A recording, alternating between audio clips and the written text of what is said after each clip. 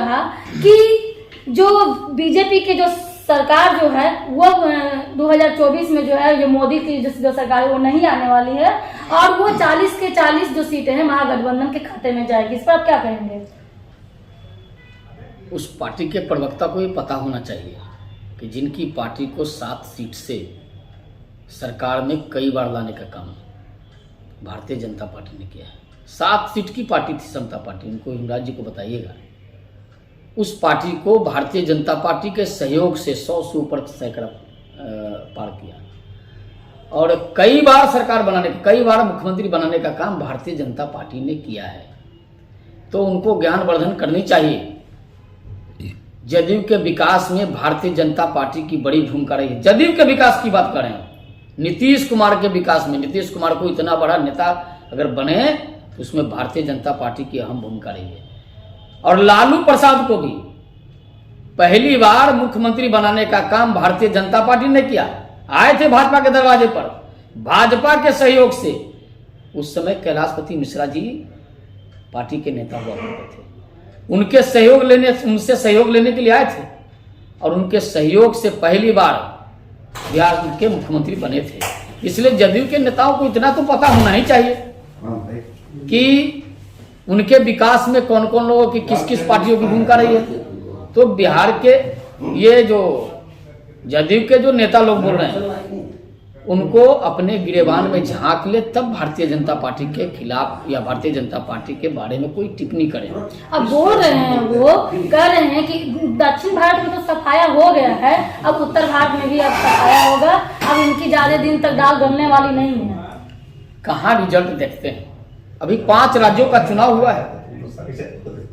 3 राज्यों के चुनाव में जिस प्रकार का रिजल्ट आया है, ऐतिहासिक रिजल्ट है।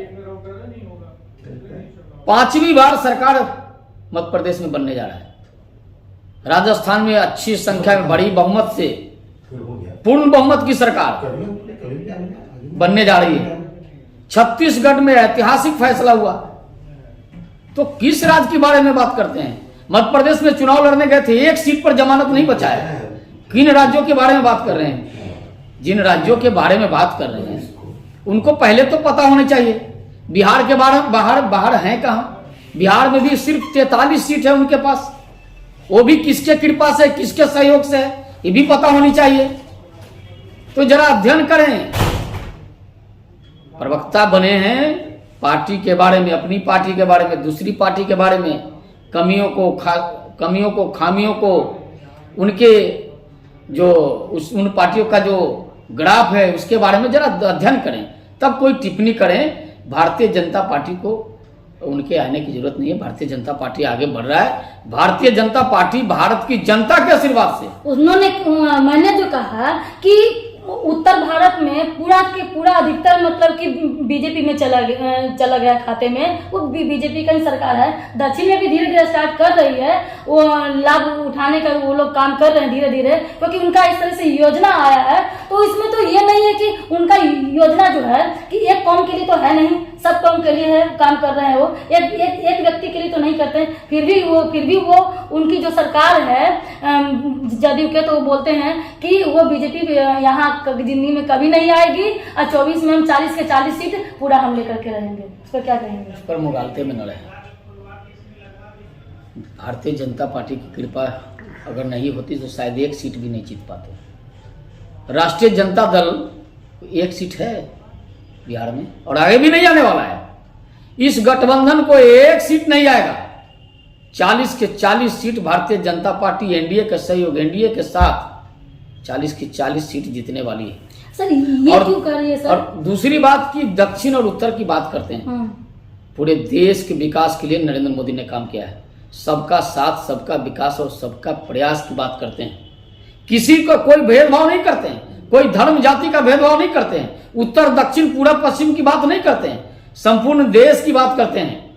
इनके जैसे लोग नहीं हैं।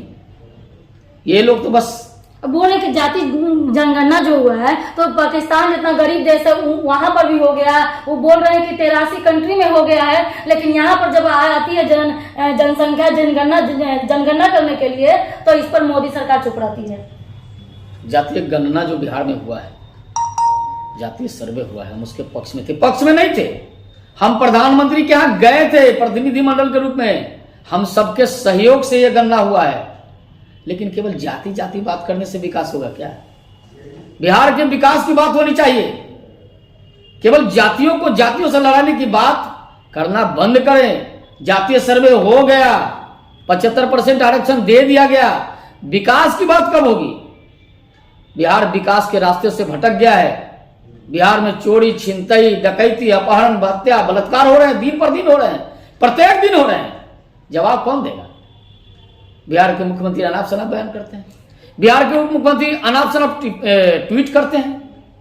तो वो तो पूरा दुनिया देखा है ना कि जब सदन में क्या बोले, नहीं तो पूरा दुनिया देखा है। उनका मानसिकता झलकता है किस तरीके के वो व्यक्ति हैं। तो बिहार के मुख्यमंत्री जिस पार्टी के प्रवक्ता बोल रहे हैं, जरा मुख्यमंत्री जी से बात करिए। क्या उनकी भावना है महिलाओं के प्रति, पुरुषों के प्रति, दलितों के प्रति? दलित है ना ये जो बोल रहे थे प्रवक्ता है, ये भी दलित हैं। कितना अपमानित किया है दलितों को। जीतन राम मांझी बिहार के पूर्व मुख्यमंत्री थे, वरिष्ठतम सदस्य हैं सदन के, उनको अरे तरह किया, क्यों नहीं बोल रहे हैं? एज में भी बड़े। ये प्रवक्ता महोदय बोलिए इस पर, तरह तरह की बातें। इस पर चुप्पी क्यों साधती है? जब क्वेश्चन पूछा जाता है तो सदन में इस चुप्पी क्यों? जवाब नहीं है ना उनके पास। किया क्या है? जवाब उनके पास है नहीं, जवाब देना होगा। बिहार की जनता जवाब पूछती है, जवाब। अच्छा, उनका एक और कहना है कि हिमराज राम जी का कहना है कि आखिर बीजेपी जो केंद्र की जो सरकार है, तो आखिर ईडी का छापा जो पूछा गया था, क्वेश्चन किया गया था कि 260 करोड़ का कैश मिला है, घर में बरामद हुआ, तो आखिर जो छापा बीजेपी पर क्यों नहीं होता है? वो तो बहुत करप्ट है, ये है वो है कर रहे थे, आखिर हम लोग पर ही ऐसा क्यों कर रही है? जदयू के किसी नेताओं को अगर पता है कि भारतीय जनता पार्टी के किसी के पार्टी के नेताओं, किसी के पार्टी माने कोई पार्टी के नेता के अलमीरा में अगर 300 करोड़ है तो बताएं। शर्म नहीं आती है? घमंडिया गठबंधन बनाए हैं, एक तरफ नोटों का बंडल दिखता है और दूसरी तरफ ये लोग प्रवचन करते हैं। लाज भी इनसे लजा गई है, लाज भी इनसे लजा गई है। ऐसे लोग हैं ये लोग। 300 करोड़ रुपया अलमीरा में रखा है। भारत की जनता की पैसा को लूट कर 55 वर्षों तक भारत की जनता के पैसा को लूटने का काम कांग्रेसियों ने किया है। उसी कांग्रेसी के सहयोगी है ना ये लोग, उसी की वकालत कर रहे हैं ना। जरा एक नाम बताइए, कोई भाजपा के कोई एक नेता जिसकी अलमारी में इतना पैसा पड़ा हो, बताए, सूचना दे। ईडी उनका जांच करेगी? केवल मुंह खोलने से होगा, बयान देने से होगा? तो देख रहे थे राकेश सर क्या कहा, उन्होंने क्या वो पलटवार किया। बस एक लास्ट में ये मैं कहना चाहती हूँ कि अगर 2025 में अगर महागठबंधन की अगर सरकार अगर बनती है तो 2 तरीके से बनती है। अगर पहला है जो जाति को तोड़ के मरोड़ के और इस तरीके से तोड़ना है तभी बन सकती है। और दूसरा बात ये है कि फ्री का जो है ना, फ्री का जो रेवड़ी जो बांटने वाला जो होता है ना, ऐसे कैसे, तो उस तरीके से अगर करेगी तब वो मतलब कि जीत सकती है। तीसरा, उनके पास कोई ऑप्शन नहीं है, विकास को लेकर के मुद्दा उठाया जाए तब उनको वो हार जाएंगे, वो चीज नहीं कर पाएंगे। देखते रहिए DK express channel, like share comment subscribe करें, फेसबुक है तो फॉलो करें। जय हिंद।